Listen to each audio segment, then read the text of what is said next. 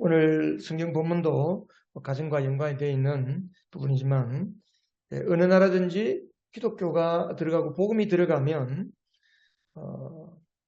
그곳에 이 어린 아이들 혹은 여성의 인권이 회복이 됩니다. 회복이 돼요. 그래서 복음이 들어가서 교회가 세워진 곳마다 가장 두드러진 것이 지금도 선교지에 가면 가장 많이 몰려오는 사람들이 어린이가 제일 많이 몰려오고 또 복음을 가장 쉽게 전할 수 있는 곳이 어린이들입니다. 어린이들. 어린이들에게 복음이 전합니다. 또 함께 여자들입니다. 그래서 여성의 인권이 회복이 되고 우리나라도 마찬가지입니다. 우리나라가 여성의 인권이 회복이 된 것이 우리 한국에 복음이 들어오면서 한국의 여자들의 역할들이 세워지고 이 땅에 뭐 이화여대라든지 이런 여자들에게 배움의 기회가 주어지고 그러면서 사회적으로 여성의 권리가 향상이 됩니다. 저희 돌아가신 고모님이 그러더라고요. 우리 아버지가 어릴 때 초등학교 다닐 때죠. 초등학교를 갈 때에 동생, 우리 고모를 데리고 학교를 갔다가 우리 정조 할아버지에게 엄청나게 회초리를 많이 맞았다는 이야기를 들었습니다. 왜 여자를 학교에 데려왔냐? 그거예요. 불과 그게 100년 전의 일입니다. 100년 전의 일. 근데 지금은 어떻습니까?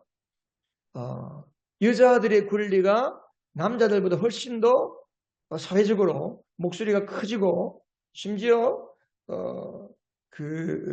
페미니즘, 여자들이 모든 것을 다 이렇게 주관하는, 그리고 조금만 여성들의 문제를 잘못 건드렸다가는 사회적으로 큰 문제가 생기는 그런 시대가 되어버렸습니다.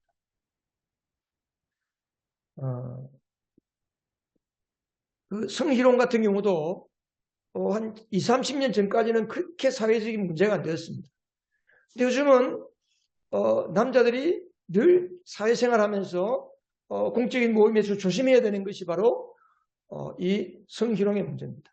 여자들에 대해서 잘못 말한다든지 조금이라도 말에 실수를 하면 그것이 꼬투리를 잡혀서 그 사람이 완전히 그 사회에서 매장될 수가 있습니다. 그만큼 여성들의 권리가 향상이 되고 회복이 되었다 이렇게 볼 수 있는 거죠. 아마도 교회 안에서만큼 이렇게 여자들의 역할이 큰 데는 또 없을 것입니다. 고린도 교회가 개척될 때도 역시 마찬가지입니다. 성경에 보면 로마서도 그렇고 사도행전도 그렇고 바울이 고린도 교회를 개척할 때에 브리스길라와 아굴라라는 이름이 나옵니다. 여러분들이 기억하는지 모르겠지만 성경 읽다 보면 브리스길라와 아굴라라는 이름이 나옵니다. 처음에는 사도행전에 보면 아굴라와 브리스길라라고 나오다가 뒤에 가면은 브리스길라와 아굴라. 이 사도행전과 로마서와 바울 서신에 보면 이 브리스길라와 아굴라에 대한 언급이 굉장히 많이 나옵니다.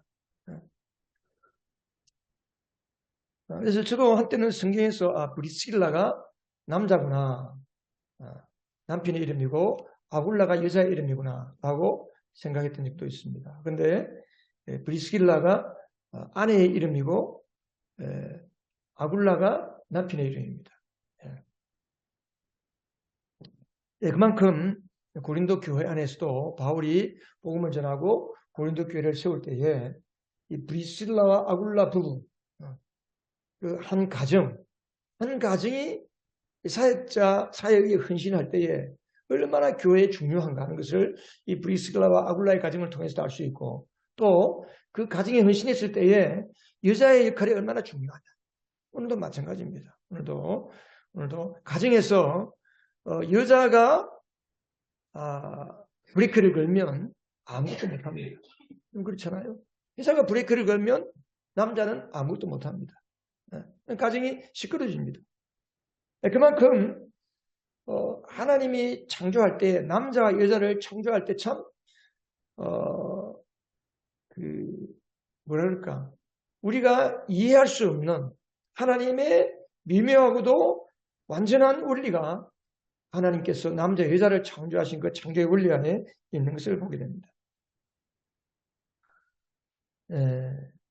근데 이제 고린도 교회 안에 어떤 문제가 생겼는가? 오늘 우리가 성경 읽어보면 여러분들이 고린도전서 11장 2절에서부터 쭉 읽어보면 뭐 여러분 계속 아까 성경 읽을 때에 보셨을 겁니다. 한 주간 동안 여러분들 다음 주 말씀 묵상할 본문을 항상 제가 주보에 미리 안내를 해드리는데 아마 여러분들이 한 주간 동안 여러분들이 성경을 다음 주 설교 본문을 여러분들이 여러 번 읽을 줄로 알고 있습니다. 여러분들이 말씀을 보면서 그랬을 거예요. 고린도 교회 이 여자들이 머리에 쓰는 게 왜 문제가 됐을까? 머리에 쓰는 게 뭘까? 이 머리에 쓴다는 게 뭘까? 아마 여러분들이 이게 뭔가 하고 궁금해하는 분들이 계실지 모르겠습니다. 지금도 가톨릭은 여자들이 성당에 들어가서 미사를 드릴 때에 예배포를 씁니다. 머리에 수건을 씁니다. 이것이 바로 이 고린도 교회, 그 초대 교회에서부터 이렇게 이제 전수되어 오는 거거든요. 우리가 성경을 볼 때 한 가지 기억해야 될 것은 뭐냐면 당시 문화적인 관습,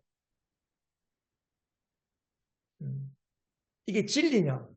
우리가 삶을 살 때 세 가지가 있습니다, 여러분. 사실이 있습니다, 사실. 사실은 참일 수도 있고 거짓일 수도 있습니다. 사실이라는 게 있습니다, 사실. 그리고 사실을 더 깊이 들어가면 진실이라는 게 있습니다, 진실.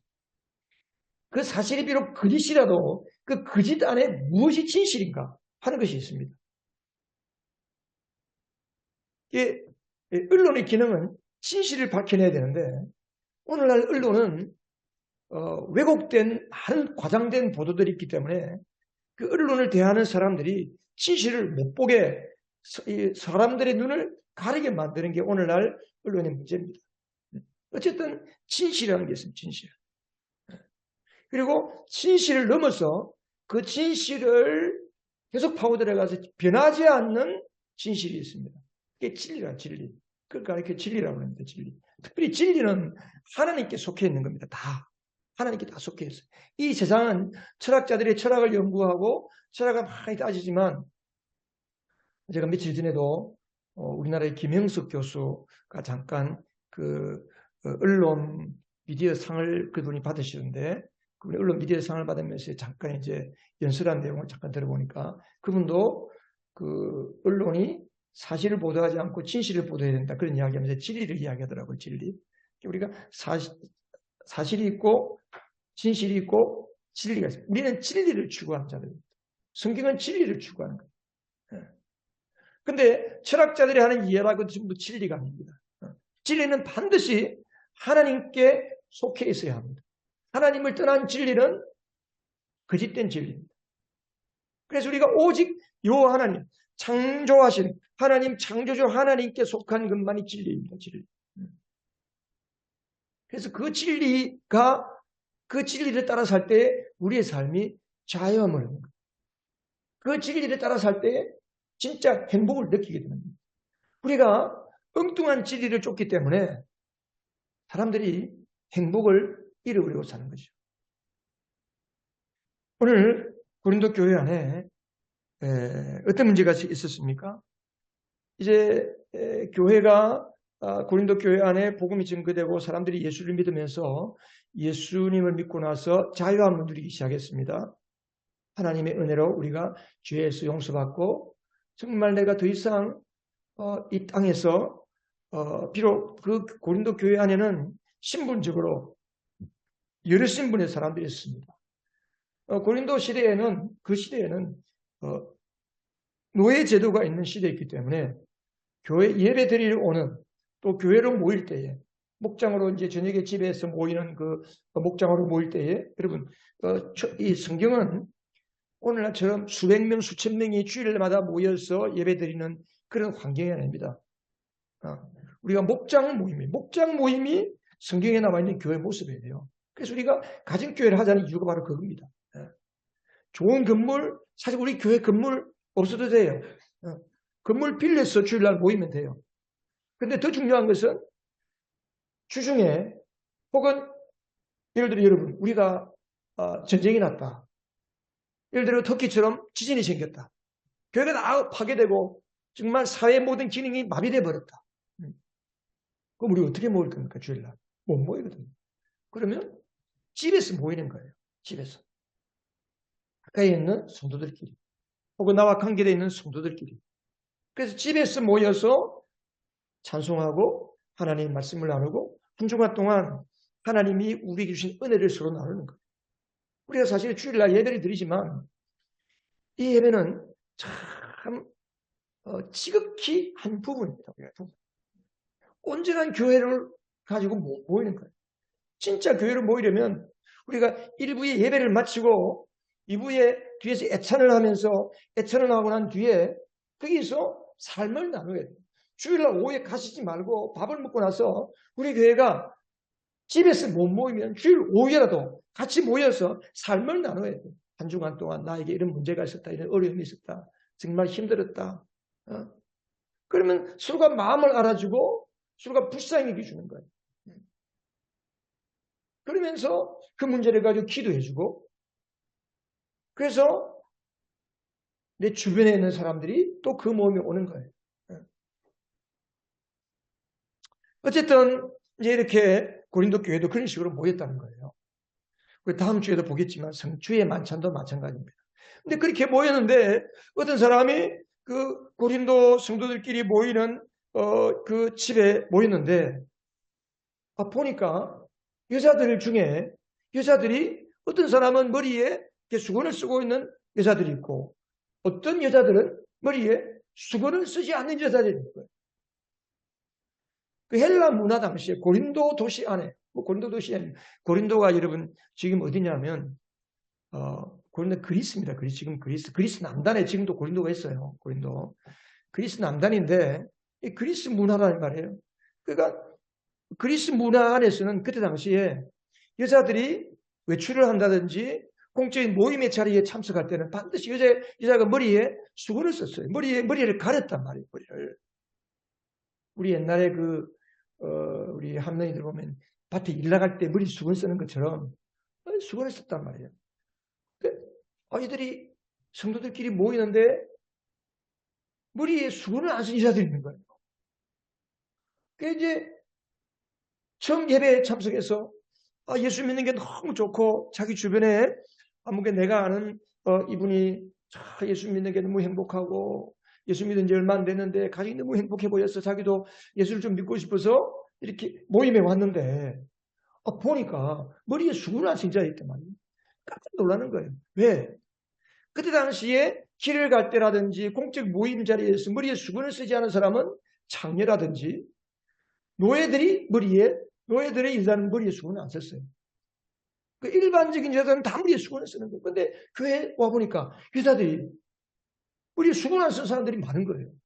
깜짝 놀란 거예요. 아니, 장녀들도 이렇게 교회 많나? 그런 생각을 하게 됐어요. 그래서 바울이 여자가 머리에 쓰지 않고 이 사절에 보면 남자가 머리에 무엇을 쓰고 기도하거나 예언하는 것은 자기 머리를 부끄럽게 하는 것이다. 여자가 머리에 무엇을 쓰지 않은 채로 기도하거나 예언하는 것은 자기 머리를 부끄럽게 하는 것이다. 머리를 밀어버린다고. 그때 당시에 이게 문화예요, 문화. 그러니까 이 문화가 오늘날 우리 사회에도 그대로 적용될 수 있는 진리냐? 이게 아니거든요. 근데 그때 당시의 문화란 말이에요. 근데 그 문화를 교회가 무시할 수가 없어요. 왜? 세상 사회가 다 그렇게 하니까. 세상의 관습이니까. 그게 이제 그렇게 했단 말이에요. 그래서 이게 문제가 된 거예요. 이 사람들이, 이제 우리가 구약 성경도 보면요. 고대 시대에는 일부 다처제잖아요. 일부 다처제. 그게 다 사회 관습으로 받아들이는 거예요. 지금도 무슬림 지역에 가면 이 집이 있습니다. 이렇게. 제가 말레이시아 그때 가보니까 집이 큰 지붕이 하나 있는데 동서남북의 문이 다 따로따로 있어요. 그 뭐냐면 한 집에 아내가 넷인 거예요. 그래서 그 출입하는 문이 다 방이 4개가 있어요. 그 집 아이들은 그 집에 사는 거예요. 그 집. 그런 식이에요. 일부 다처제예요. 근데 하나님의 창조의 원리는 일부일치제란 말이에요. 하나님이 한 남자에게 한 여자를 주시다. 그러니까 이것이 오늘의 진리이기 때문에 우리도 일부일치제를 하는 거죠. 이제 그게 이제 성경에도 예를 들어 아브라함도 마찬가지고 그때 당시에 그게 문화였기 때문에 성경에 그런 여자 그런 기록이 나와 있거든요. 오늘도 마찬가지입니다. 그래서 바울이 이제 이런 부분을 가지고 지금 성도들에게 하나님의 창조의 원리를 가지고 말씀하고 있습니다. 첫 번째 뭐냐? 남자, 여자는 하나님 앞에 스스로 동등하다는 겁니다. 남자, 여자는 하나님 앞에서 동등하다. 2절에 보면 여러분이 나를 모든 면으로 기억하며 또 내가 여러분에게 전해준 대로 전통을 지키고 있으니 난 여러분을 칭찬합니다. 그래서 이 바울이 전해준 전통이 뭘까? 를 생각해 보면서 이 전통의 문제를 언급하면서 남자와 여자의 문제를 언급하고 머리에 쓰는 문제를 언급했단 말이에요. 그러니까 바울이 고린도 교회를 세우면서 고린도 교회 안에 여러분들이 모일 때 여자들이 머리에 쓰세요라고 그 다른 지역에서도 모이는 그 모임의 전통을 이야기해 준 것 같아요. 그러니까 머리 쓸 거 아니에요. 우리가 예배를 모이는데 써야 됩니까? 말해야 됩니까? 했으니까 이제 바울이 가르쳤단 말이에요. 그렇게. 사실 한국에는 그렇지 않잖아요. 한국에는 뭐 지금 젊은 애들은 모자 쓰는 게 거의 뭐 관습이 돼가지고 교회 와서도 모자를 쓰고 있더라고. 우리는 어때요? 한국 상황은 실내 들어오면 모자를 쓰는 거예요? 벗는 거예요? 모자를 보통 벗습니다. 밖에 나갈 때 모자를 쓰잖아요. 근데 이제 이때는 여자가 뭐 쓴다는 말이에요. 그래서 여러분들이 전해준 전통을 지키고 있으니 내가 여러분들을 칭찬합니다. 그래서 근데 문제가 뭐냐면 안 쓰는 사람이에요. 내가 예수 믿고 자유함을 얻는데 남자들은 안 쓰는데 뭐 여자들도 씁니까? 우리 다 같이 쓰지 맙시다. 이런 사람들이 자기 주장을 펼친 거예요. 그러다 보니까 여자가 써야 된다. 안 써도 된다. 그 패가 나누어져 스스로 다툼이 생기고 문제가 생긴 거예요. 이런 문제를 가지고 바울에게 고린도 교회에서 온 성도들이 바울에게 질문하니까 바울이 이 문제를 가지고 지금 답을 해주고 있는 거죠. 아까도 말했듯이 그 교회 안에서 여자들의 역할이 참 크고 특별히 고린도 교회 안에서는 브리스길라 같은 이 여자 성도 아마 오늘날로 말하면 아마 브리스길라는 거의 뭐 권사님이나 여자 장로 뭐 당시에 여자 장로가 없었으니까 요즘 뭐 여자 장로도 뭐 세울 수 있겠지만 막 권사노로서 하지 않았을까 하는 생각이 들어요.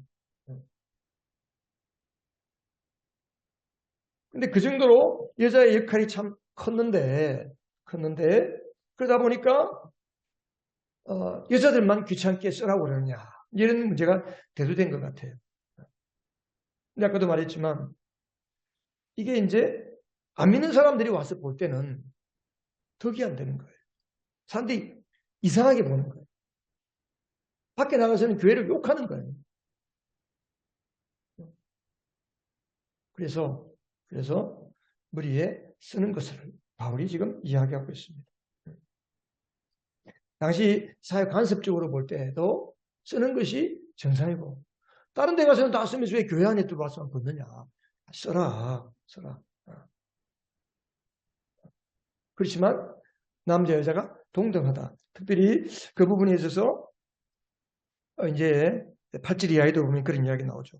남자가 이렇게 쭉 보면은 11절에 보면 주님 안에서 남자 없이 여자가 있지 않고 여자 없이 남자가 있지 않다. 여자가 남자에게서 난 것과 같이 마찬가지로 남자도 여자의 몸에서 났다. 그러면서 서로 동등하다. 이게 뭐 쓰고 안 쓰고가 누가 높고 낮고의 문제가 아니고 동등하지만 사회 관습이고 문화이기 때문에 쓰는 것이 맞다. 지금 바울이 그렇게 이야기하는 거죠. 두 번째는 창조의 질서의 문제입니다. 창조의 질서의 문제. 남자와 여자의 문제를 이 남자 여자의 문제는 아마 고금 동서를 비롯해서 계속해서 문제가 되는 것 같아요. 고대 시대에는 지금도 뭐 아프리카에 가면 여자들이 그 가정이나 사회를 주도하는 사회가 있습니다.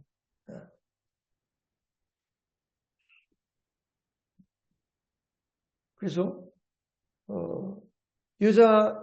여자들에 의해서 사회가 이끌어지고 뭐 예전에는 이집트 같은 나라는 여왕, 지금도 뭐 영국에는 여왕도 있죠. 여왕, 그죠? 지금은 돌아가셨지만 여왕도 있고 뭐 그런 나라가 있단 말이죠. 자, 그러면 창조의 질서에서 남자와 여자는 어떤 관계일까? 어떤 관계일까? 사도 바울은 그게 그런 이야기를 합니다. 하나님께서 남자를 먼저 만들고 그리고 여자를 뒤에 만들었다. 남자가 여자에게서 난 것이 아니라 여자가 남자에게서 났다. 8절에 이제 그런 이야기 하는 거죠. 또 9절에는 여자가 남자를 위하여 지으심을 받았다. 그런 말씀이 있습니다. 그러면 뭐 여자는 남자의 소유물이냐? 전혀 그렇지 않습니다. 그렇게 말하는 게 아니고 이건 뭘 말하느냐? 하나님께서 사람을 만들 때죠. 흙으로 사람을 지었잖아요. 그러면 하나님께서 흙으로 남자의 모양, 여자의 모양을 흙으로 만들고 똑같이 짝 만들었으면 얼마나 좋겠어요. 그죠? 근데 하나님은 사람 만들 때 그렇게 안 만들었단 말이에요. 남자부터 먼저 만들었다. 남자부터 먼저 만들고 그 다음에 여자를 만들거든요. 여러분 창세기 한번 보세요. 창세기 2장을 가보시면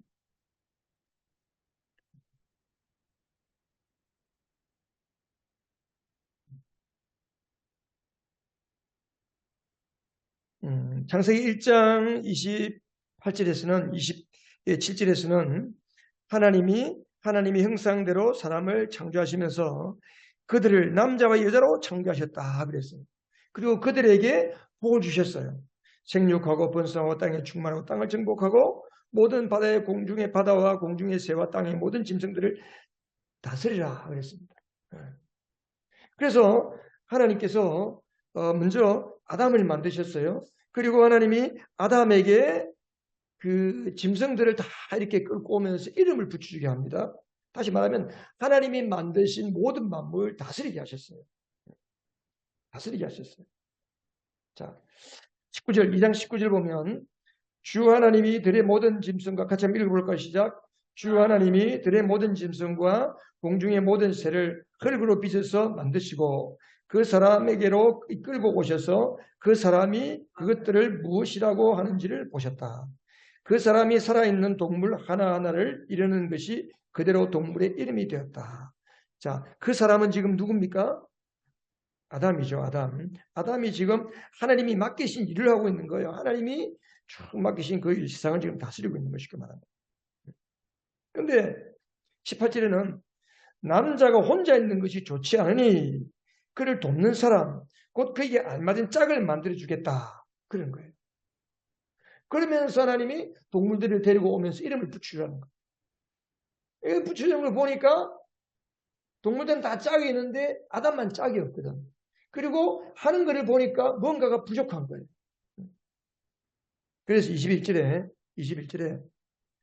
그래서 주 하나님이 그 남자를 깊이 잠들게 하시고 어디에서 뭘 뽑았습니까? 남자의 갈빗대 하나를 뽑고 그 자리에 살로 메우고 그 갈빗대로 뭘 만들었어요? 여자를 만들었다. 자, 하나님께서 아담에게 일을 맡기셨습니다. 아담이 하나님이 주신 일들을 짜겠습니다. 근데 부족한 거예요. 모자라는 부분이 있는 거예요. 하나님이 보실 때 부족하구나, 모자라구나. 내가 명한 모든 것을 다스리고 행할 때에 부족하구나. 그래서 여자를 돕는 사람을 만들어야 되겠구나 하고 갈빗대를 뽑아서 여자를 만들었습니다. 하나님은 남자와 여자를 동등하게 똑같은 사람으로 만들었지만 남자와 여자는 하나님의 질서에 속하는 거예요. 창조의 질서에 속하는 거예요. 남자가 먼저고 여자가 뒤에 만들어졌다. 이 말은 누가 우월한가가 문제가 아니고 누가 우월하냐, 남자가 더 우월하고 여자는 못하다 이 문제가 아니고 동등하지만 역할에 있어서 다른 거예요. 역할에 있어서. 남자들은 일을 하고 하나님 맡기신 일을 하는데 여자들은 그 일을 도와줄 필요가 있겠다는 거죠. 물론 하나님께서 아담의 갈빗대를 취해서 여자를 만들었다는 것은 영적으로 말하면 이게 뭘까?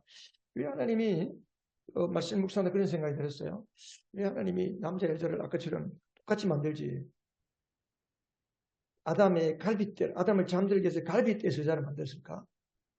생각해 보니까 바울도 그랬거든. 바울도 에베소서에 보면요, 그리스도와 교회와의 관계를 예, 그 남자와 여자의 관계에 비유를 했어요.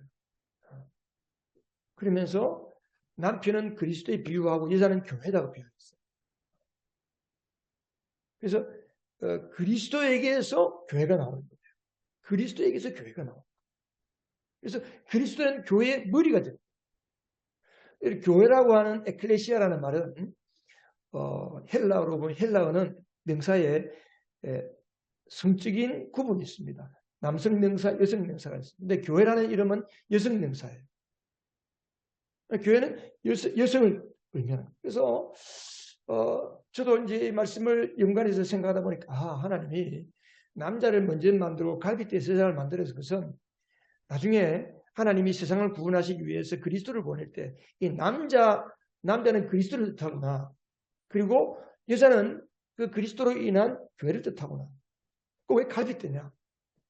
갈빗대는 예수님께서 십자가에 육부리를 찔리시고 갈빗대를 취하여 나올 때, 갈빗대를 뽑을 때 흘린 그 피로 인하여 교회가 세워지는 것처럼 바로 예수님의 십자가 보혈로 이루어진 교회를 뜻하는 게 아닐까. 그런 생각도 제가 하게 됐어요. 어쨌든 간에 교회가 여러분, 교회도 마찬가지예요. 교회도 질서가 없으면 교회가 아니죠. 교회의 머리는 그리스도입니다. 그리스도가 원하는 대로 교회가 이루어지지 않으면 교회는 난장판이 되는 거예요.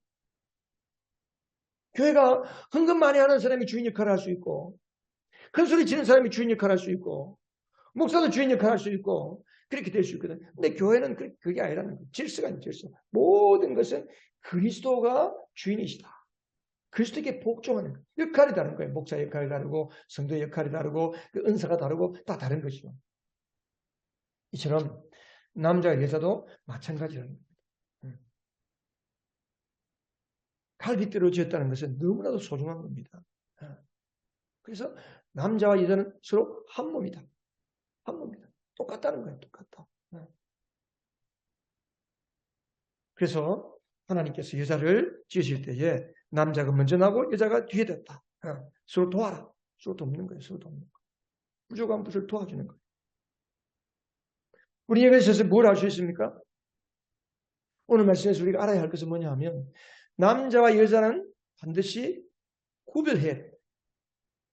오늘날 한국뿐이 아니라 전 세계가 마찬가지죠. 구별을 뭐라고 오해합니까? 차별로 오해합니다. 여러분, 남자와 여자는 분명히 차이가 있습니다. 차이가 있잖아요. 신체적으로 차이가 있습니다. 근데 구별해야 되는데도 불구하고 남자와 여자를 구별하는 것을 차별로 오해하는 사람들이 있습니다. 차별이 아니에요. 남자 여자는 구별해야 돼요. 그런데 우리는 어떻게 됩니까? 구별을 넘어서 조화를 이루게 되는 거예요. 교회도 마찬가지입니다. 남자 여자가 조화를 이루는 거예요. 가정도 마찬가지. 여러분, 우리 예수 믿는 가정은 우리 이제 한국 사회는 특별히 가부장적인 이 풍습이 있잖아요. 그래서 남자가 큰 소리를 치고 남자가 돈을 벌어오기 때문에 그 참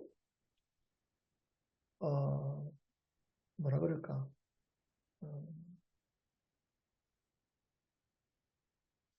그 남자가 돈을 벌어오기 때문에 남자가 여자를 아주 종처럼 생각한다. 마음대로 부린다. 자기 마음대로 해야 된다. 이건 정말 아주 악한 가정, 악한 남편, 악한 남자. 생각 자체가 잘못된 거죠. 생각 자체가. 남자의 역할은 뭡니까? 남자에게 가장 중요한 특징은 책임을 지는 거예요. 책임을 지는 거예요. 세상에서 일을 하면서 가정을 책임지는 게 남자입니다. 여러분, 그게 질서잖아요. 질서. 이게 남자가 먼저라는 말은 남자가 가정을 책임진다는 거예요. 그래서 모든 결정을 할 때 남편이 결정을 할 수 있도록 여자가 도와주는 거예요. 오늘날 보면 어떤 가정은 요즘은 다 맞벌이 부부잖아요. 맞벌이 부부인데 여자가 돈을 더 많이 버는 가정도 있을 수 있어요. 그러면 돈을 더 많이 여자가 벌기 때문에 그럼 여자가 그 가정을 책임지고 여자가 그 가정의 대표적인 역할을 모든 결정을 여자가 마음대로 합니까? 아닌 거죠. 여자가 마음대로 좌지우지하고 남편이 무시당하고 내지는 남편을 무시하고 남편의 관계없이 여자가 마음대로 다 하는 가정을 가리켜서 그렇게 되면 어떻게 됩니까? 자녀들이 혼란이 일어나요.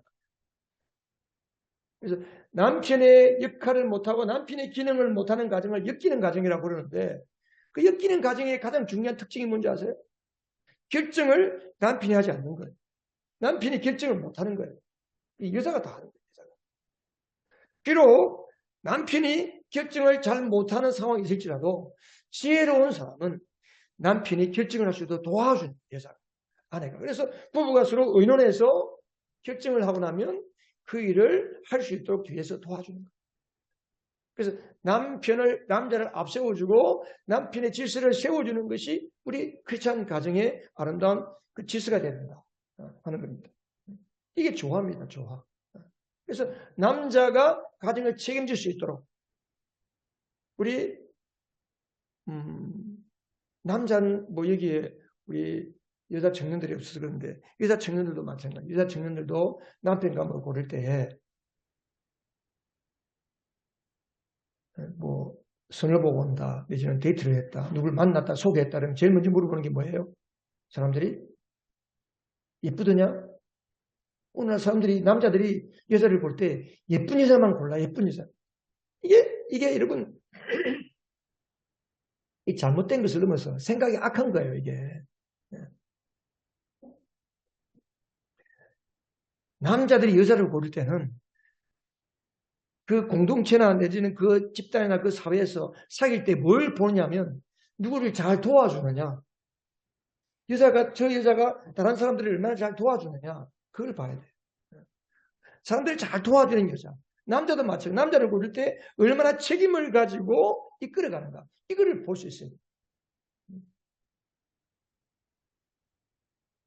그래서 우리 그리스도인의 가정은 남자 여자를 따로따로 구별하지 않고 서로 조화를 이루되 서로 돕는 조화. 믿기 전에는 아무리 가정이 억압과 고통과 다툼이 있고 불화가 있었을지 몰라도 우리가 예수를 믿고 나면 그리스도의 보혈로 예수 그리스도 안에 새로 지으심을 받은 남편, 새로 지으심을 받은 아내잖아요. 그러면 서로가 진정으로 조화를 이루는 거예요. 서로 도와주고 서로 책임감 있게 결정할 수 있도록 돕고 또 서로 도와주는 그 역할을 감당하고. 그래서 우리 예수 믿는 가정은 정말 서로 조화를 이루는 가정. 여러분, 부부가 살면서 조화를 이루는 것이 쉽지 않습니다. 여러분. 그 어떻게 됩니까? 그래서 기도하는 거예요. 기도. 저는 성경을 볼 때마다 그런 생각이 들어요. 우리는 믿음으로 사는데 믿음으로 살려면 반드시 기도가 필요한 거죠. 하나님 앞에서 물어보고 하나님의 말씀을 다시 되씹고 묵상하면서 기도하는 거예요. 기도. 그래서 기도가 있는 가정, 기도가 있는 남편, 기도가 있는 아내, 기도가 있는 가정, 기도가 있는 가정은 하나님의 원하시는 하나님의 나라를 이루어가는 가정을 이룰 수 있다. 이게 오늘 결론이에요. 결론. 그래서 우리는 오늘 고린도전서를 통해서 볼 때에 남자와 여자의 구별을 넘어서 조화를 이루되 그 조화는 서로 기도하는 가운데 조화를 이루어야 한다. 그래서 가정이 행복해질 수 있고 가정이 가정다워질 수 있다 하는 것입니다. 우리 기도하겠습니다.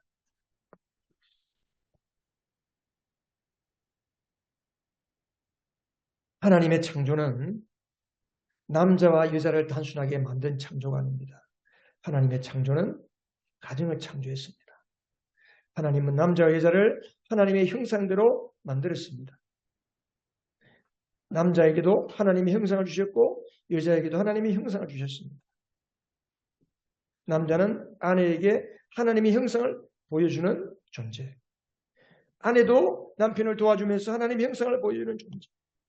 하나님 아버지와 아들 예수 그리스도와 성령 하나님, 성부, 성자, 성령 이 세 하나님은 서로 완벽하게 서로를 도와주면서 완전한 하나의 공동체를 이루고 계신 분입니다. 하나님의 형상대로 남자와 여자가 지음을 받았습니다. 오늘날 이 세상의 가정이 얼마나 변질되고 위장되고 위조된 가정이 많습니까? 우리 예수 믿는 가정은 회복이 되어야 됩니다. 변질된 가치, 포장된 모습이 회복이 되고 껍데기를 까도 알맹이를 까도 똑같이 하나님의 형상이 충만한 가정, 새로 지으심을 받은 행복한 가정이 돼요. 하나님께서 오늘 여러분 가정에 남편에게는 뭘 말씀하시고 아내에게는 뭘 말씀하십니까? 그리고 우리가 세상을 볼 때에 마찬가지. 오늘 차별금지법을 많이 사람들이 이야기합니다. 우리가 오늘 말씀을 생각하면서 하나님이 우리에게 뭘 말씀하시죠? 오늘 주님이 우리에게 주시는 마음을 가지고 이 시간에 한번 우리 자기 자신을 위해서, 가정을 위해서, 교회를 위해서, 나라를 위해서 같이 한번 기도하겠습니다.